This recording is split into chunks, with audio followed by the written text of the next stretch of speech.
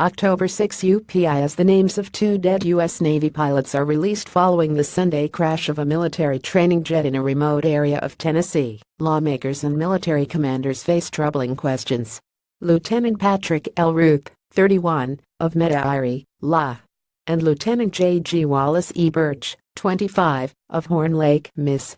died when their T-45C Goshawk, a military jet training aircraft manufactured by Boeing since 1997, crashed in the Tellico Plains of the Cherokee National Forest, some 45 miles southwest of Knoxville, officials said this week. It was the third incident this year involving the T-45C Goshawk, and first since the trainer fleet was briefly grounded to investigate concerns about its oxygen system.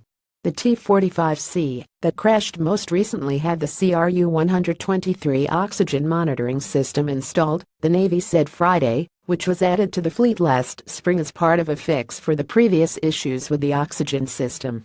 Senator Roger Wicker, Remis, called for an immediate investigation.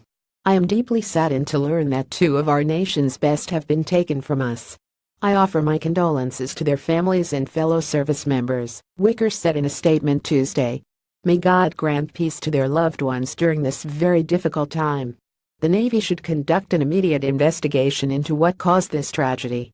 Wicker, a retired U.S. Air Force lieutenant colonel, serves as chairman of the Senate Subcommittee on Sea Power, which has oversight jurisdiction for the Navy and naval aviation. The plane that crashed Sunday was based at Naval Air Station Meridian in Mississippi, one of 5 Naval Air Training wings. Wicker conducted hearings in April with Navy officials and pilots at Meridian to discuss issues related to a lack of flowing oxygen for pilots operating the T-45C. About 100 Navy instructor aviators were opting out of training student pilots over safety concerns, which contributed to the cancellation of training flights at the time.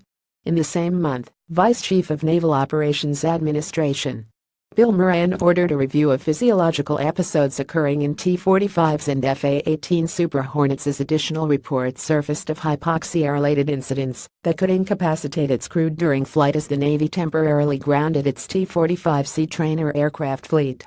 Former Navy fighter pilot and F/A-18 standardization instructor and flight operations director Benjamin Coleman told UPI that hypoxia-related incidents were rare during his time in the Navy from 2004 to 2013, lamenting that the problem has only risen to prominence in the last few years.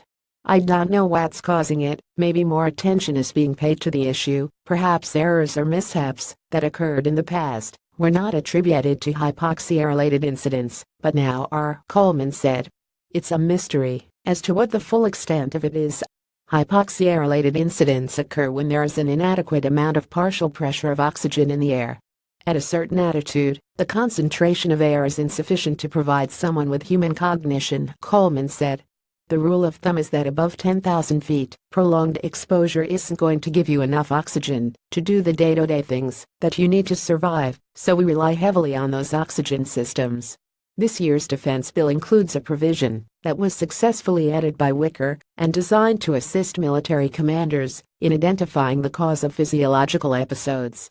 The plan would give authorization to Defense Secretary James Mattis to award a $10 million defense contract to think tanks, academic institutions or private industry professionals to investigate the cause of the phenomenon. Details surrounding the cause of the crash in Tennessee are still preliminary amid an ongoing investigation, with Navy investigators arriving the day after the crash.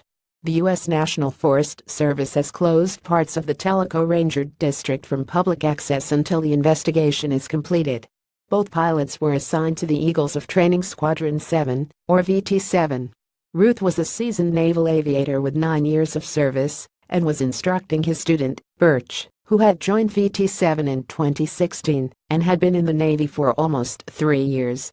Student pilots begin training on the T-45C after logging adequate flight hours on propeller aircraft, and is used for the ultimate purpose of preparing naval pilots for operating the F/A-18F Super Hornet, or the F-35 leading to the Pentagon's latest Joint Strike Fighter.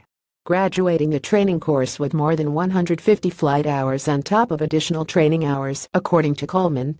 Officials face a debris area that is roughly the size of almost 9 football fields that is spread across remote, arduous terrain made up of dense forest wilderness, making access to aircraft parts difficult and the investigation road to answers long.